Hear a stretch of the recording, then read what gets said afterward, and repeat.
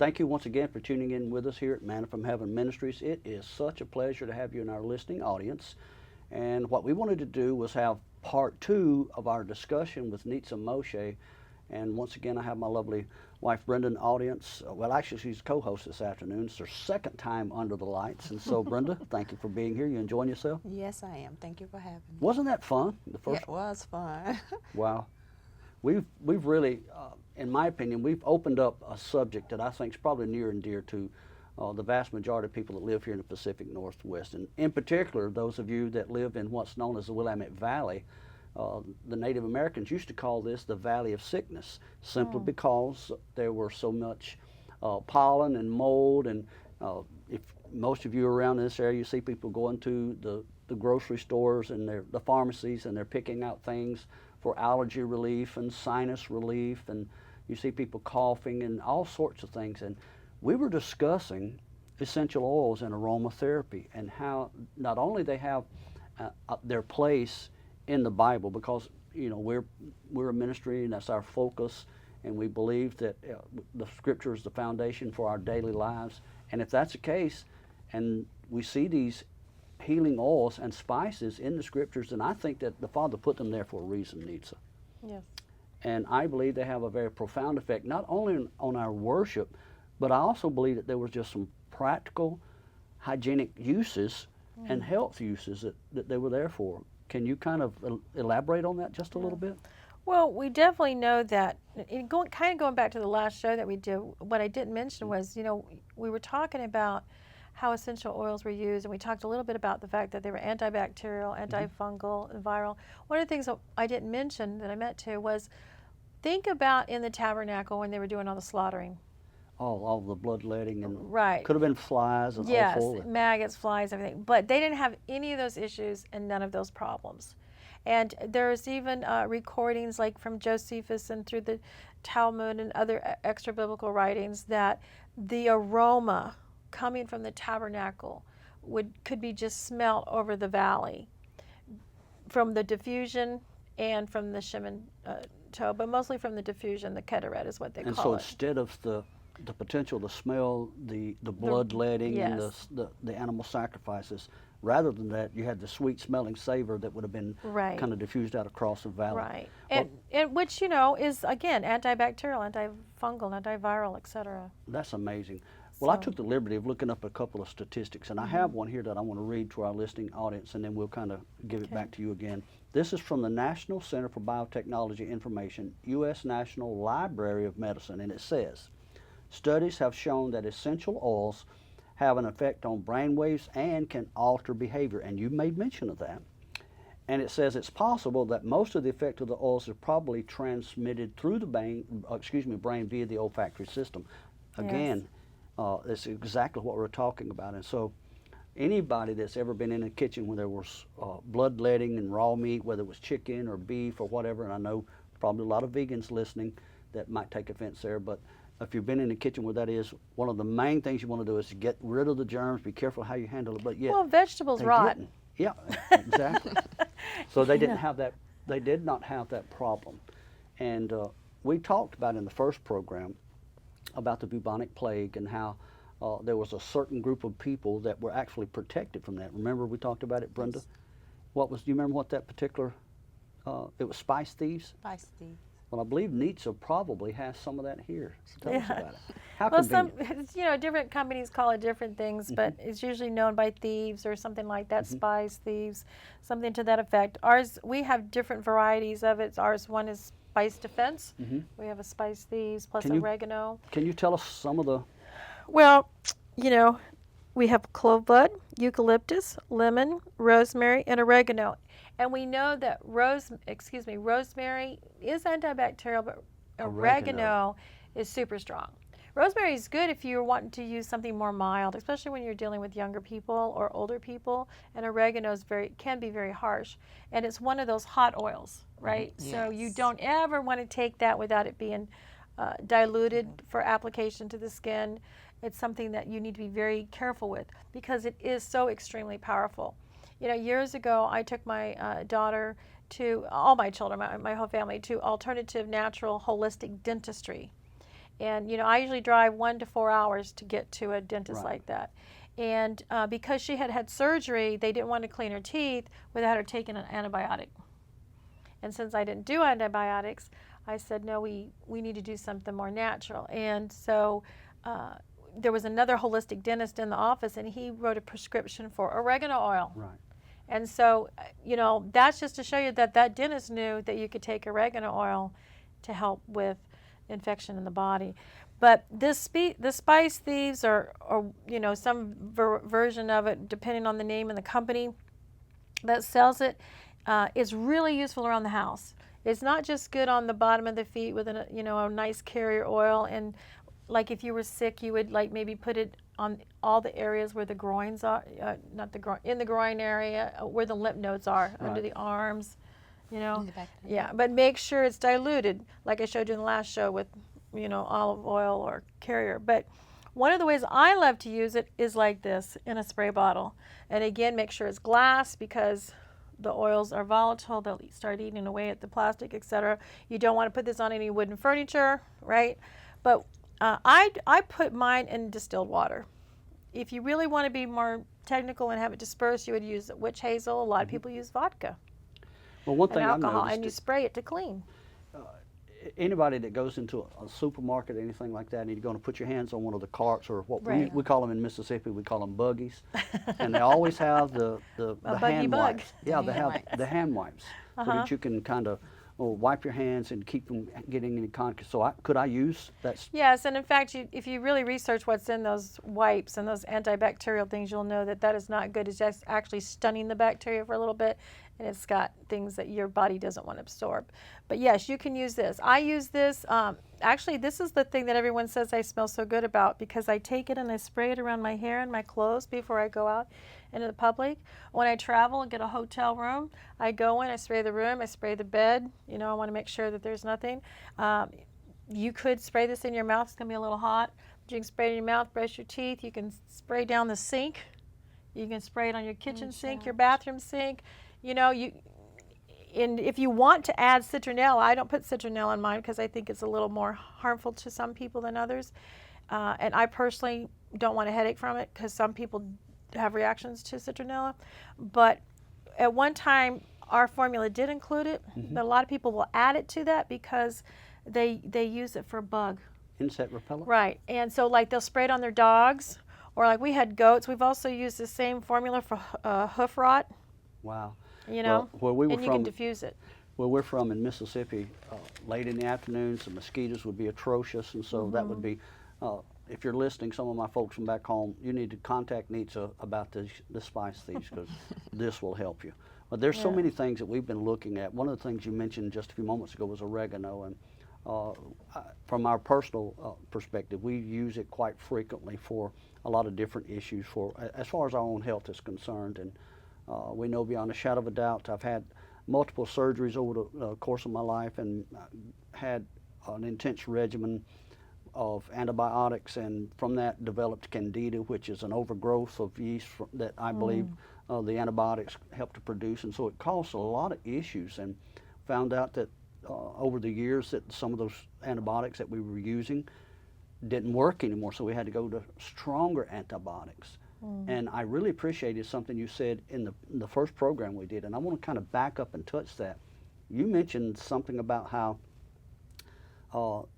the antibodies and these germs that they're fighting, that they have the ability to mutate. Basically, mostly virus. Yeah, the viruses have the ability to mutate and can change depending on, but there's something different about these natural products. Right. Because basically they have an innate intelligence, the way we look at it.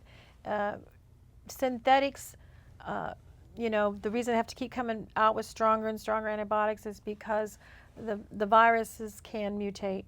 They can get accustomed, they can adapt, basically. Yeah.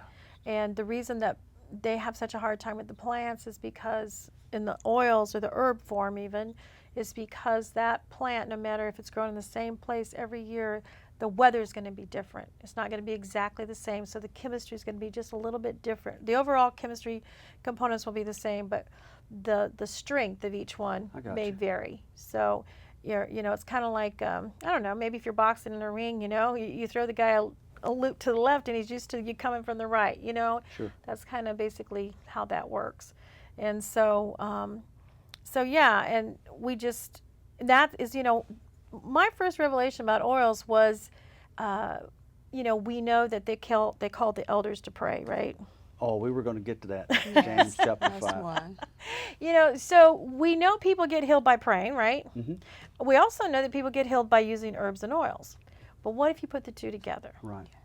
And so science is proving and bearing more and more every day that the words we speak have power. Some people call that energy medicine, and they measure it in different ways depending on which side of the coin you're coming, whether it's spiritual or scientific, etc. There's people that talk about your aura, which is your energy all around your body, but medical doctors and scientists call it your biophoton field. So, and when you use oils, they're going to resonate with you or they're not, and they're going to affect your biophoton field. How basically. amazing is that? It sounds to me as if the Creator, we believe his Hebrew name is Yahweh. You call him your Heavenly Father, the Messiah, Jesus, or Yeshua is his Hebrew name. We believe that he has a remedy here for everything that would ail these bodies, that the body has the ability to heal itself. And it's a very powerful, very wonderfully made machine, if you will. But there's so much that has been introduced into our bodies, into our food, into our drink, the water, the air that we breathe. And more you're seeing people, even though it seems as if the longevity's been extended, the quality of life isn't what it could be, in my opinion. And so we're constantly introducing these synthetic drugs, and then they have side effects. And so you have more for the, and I'm sure I'll probably get in trouble, but I don't really care. You have the side effects, and so you have to have something else added to it. Right. But these essential oils are a little bit different. They are different, but one thing that we must remember is they are powerful, and they do need to be safely and properly used. And more in the last few years, we're having more problems with people getting harmed by them, by not properly diluting them, not using common sense, just believing what somebody put out on the website or somebody said, or they just didn't qualify it. Like sometimes I'll speak and I'm like, I said, oh yeah, like oregano is good for, high fevers and infection. Well, I didn't tell you to go out and ingest it. Right? There's a way that you can do it with oils and she apply may be talking about me here now. Let me just give you an example. I like oregano, and I like the oregano oil. And so one of the first times I used it, I had some in a bottle, and it had the warning label on it. And I thought, well, I'll just put a couple of drops here, and I stuck it inside my mouth. And as soon as I did, it's like my lips caught on fire, my lips, my tongue. And I tried to get it off, and so it was on my finger, and so wherever the sensitive materials I touched, I was on fire. But even though I had to go through that, there was definitely an effect that it had with an incident that I had inside of my mouth. It was a little canker sore. And so it's pretty amazing. And so, like anything else, we need to have a little wisdom. Right. And if you are considering any of those things, you need to turn to someone that has a little bit of information, a little background. And once again, if people had questions, maybe they had a particular malady they were suffering, or they just wanted some information about how to change the ambiance in their home with essential oils. How could they get in contact with you? RemnantRemedy.net. Spell that for them. Remnant, like a piece of material, remnant, REMNANT, and remedy, REMEDY.net. And if you go to the bottom of the page, it'll have my contact information. But it is important to use a carrier oil. And let me just tell you right now out there, since he mentioned this, because this happens quite frequently, do not add water to dilute an oil that you have misapplied in your burning. What you want to do is add a fat, which would be more olive oil, even milk, something with the fat, because what happens is Now you tell me. the water traps the essential oil, because water and oil don't mix. Right.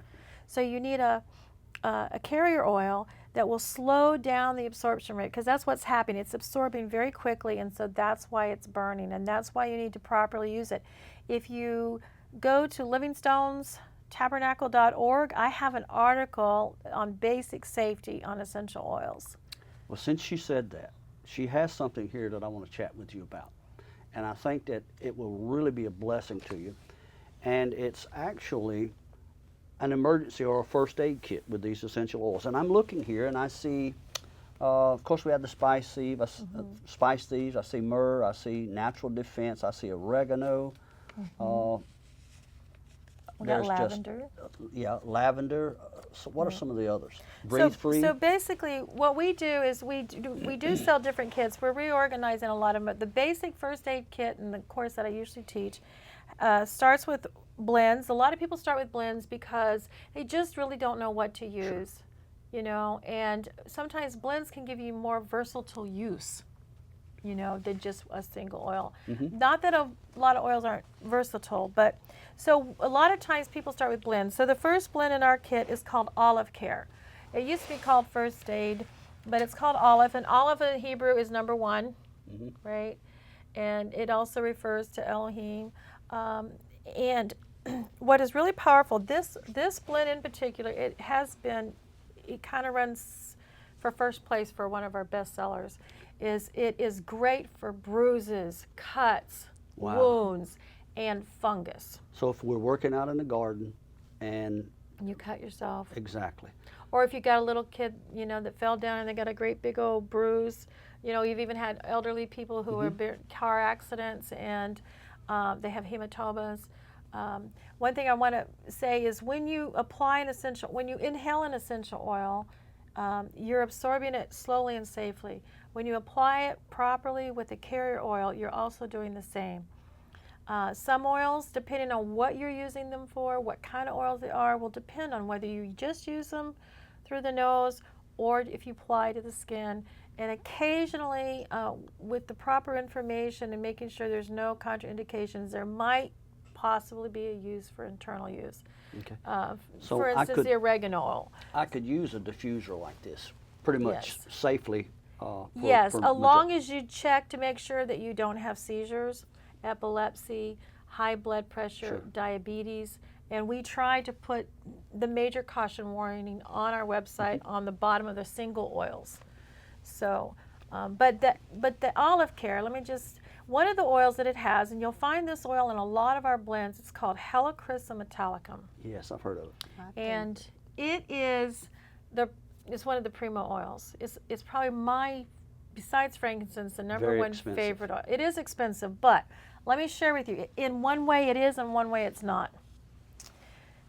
This oil has the ability, I have seen burns, blistered burns, cuts, and wounds. I've seen burns heal within 20 minutes applied with lavender, with Helichrysum metallicum. I've seen wounds. For me, I use it instead of going to get stitches. It's used in the cosmetic industry. It's because of where it's grown in the region. Hemophilias use it because it instantly, one of the things it does is stop bleeding. Wow. So how amazing. If you have that opposite problem, you know, if you're a bleeder, it's great. But if you have the opposite problem, you don't want to use it. But what it does is it regenerates cells and nerve tissue very quickly. So that's why you see it in a lot of our blends. And so let me just so this Olive Care has rosemary, tea tree, clove bud, and Helichrysum metallicum in it. So let me just show you. There was a couple of instances. One, my husband had he works on heavy diesel equipment, big, the tires are about as tall as I am, and one blew up, and it busted his finger from here to here and shattered. It broke the bone, and the finger was just like hamburger meat. Couldn't even use butterfly stitches, and we just cleaned that wound. And we dropped the oils. The oils that is great about Olive Care, we've used it on a circumcision on a 7-year-old. Because once the wound's clean, you don't have to touch wounds. You can just drop the oil on there. And then we use a basic salve that we make that's very pure. I mix some more of that into it. Then I put it over the wound. Then I wrap it. That way the wound stays moist. Now, a lot of people today, when they go to the doctors and they go to the hospitals, they come back, they're always trying to keep their wounds dry, and they debride them. It's very painful. But I believe one of the reasons, and you should check this out with your doctors, et cetera, is that the main reason they do that is they don't want infection. Sure. But we have oils in here that are fighting infection. Anti-X. They're antibacterial, viral. And scripturally, I believe it's in the first chapter of Isaiah, you know, Father Yahweh is basically talking to his people and saying, you don't even apply ointment. Well, that word is shemen, which is oil, and to the wound. And so if the wound is properly cared for, and understanding that if you pray and you have the essential oils or the oils infused, which really is what they used back in those days, they still had the properties, but they were infusing them instead of distilling, because distilling didn't exist then. But you can see healing come very quickly. So if, you know, somebody in my house gets cut in the kitchen, I always keep that olive care in the kitchen. My mechanic husband usually, you know, if he's doing right, he keeps it in his little toolbox, because it's just something you're just going to grab. I've seen it do some amazing things with people who've cut themselves with axes and bruises, and then I've had people report that they just really love it for their animals and fungus. Well, one of the prevalent things that I see in this area, and we talked about it a little bit earlier, because you have the pollen, you have all the flowers, you have the dust when farmers are harvesting things now, and there's an overabundance of rain, so you have mold and spores. Do you have something in there for people that struggle with sinusitis? Well, sinus issues, one of the main oils that people use for mold, to neutralize mold or mildew, is tea tree oil. And we also have a blend called Purify Me Now or Purify Me, and it's got lavender and tea tree. We've had, in fact, I have a friend who's a retired nurse, and her husband and her family have been suffering from mold dramatically. The entire family has been ill. And they have gone to the doctors, had tests done, came back, and ran and diffused the tea tree throughout the house, and sometimes clove.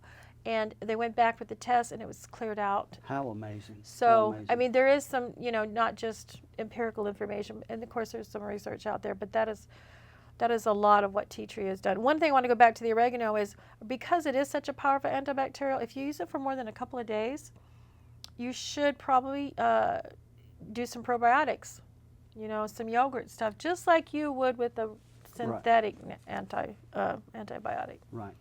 Wow, this is so amazing. I wish we had a lot more time. Maybe we can do a couple more shows later.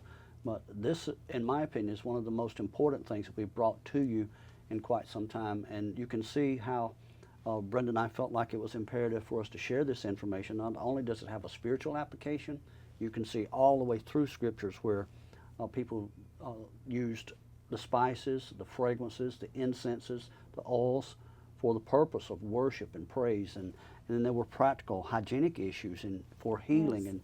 And really blessed me. We talked about James chapter 5 just a few moments ago, and Brenda and I had addressed that on the way over here. If there's any sick among you, let him call for the elders of the church. And it was more and let them pray for him and anoint him with oil. And the oil was more than just a point of contact, I believe. And how it's like having a double whammy. You know, Right. you're praying, and we expect prayer to work, but we also believe in applying the natural things too, because Right. if you pray and then you go back to doing something that caused the incident, then you're kind of defeating the purpose. But if you worked in conjunction together, we've got Right. about a minute and a half, Nitza. Right. Tell people how to get in touch with you, and Okay. if they had the mindset where they would like to have one of these emergency kits, how could they get in touch with you? You can contact me through the website, remnantremedy.net / I always want to say /radio because we have the radio station there too. Remnantremedy.net. You can email me at Nitza, Nitza, at remnantremedy.net. Our phone number is at the bottom of the webpage, and you can find me on Facebook. Well, we're definitely glad to have you in this area. She and her Thank husband you. moved here not too long back with their two young boys, Zach and Jed, and it's been a blessing to our congregation, to our family. And Brenda and I we're just honored to be associated with them, not just for the information here, but because of the relationship that we've been building. She smells really good, by the way. And so the oils that she has on her is kind of fragrant, and when she walks in, it doesn't take long before it diffuses. So if you've enjoyed this program this afternoon, would you please let us know? You see the contact information at the end of the broadcast. Let us know what you think, and tell the station here, let CCTV know how much you appreciate what they're doing.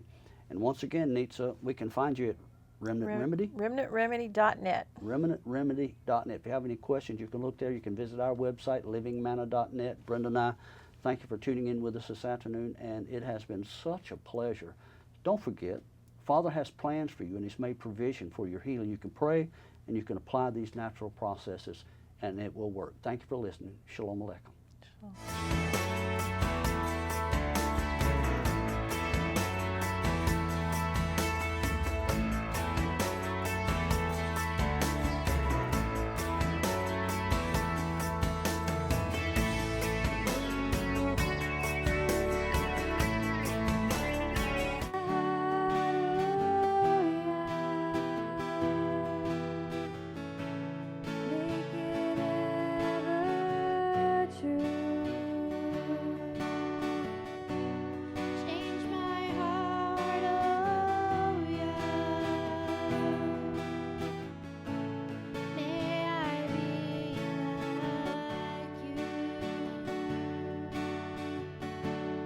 Change my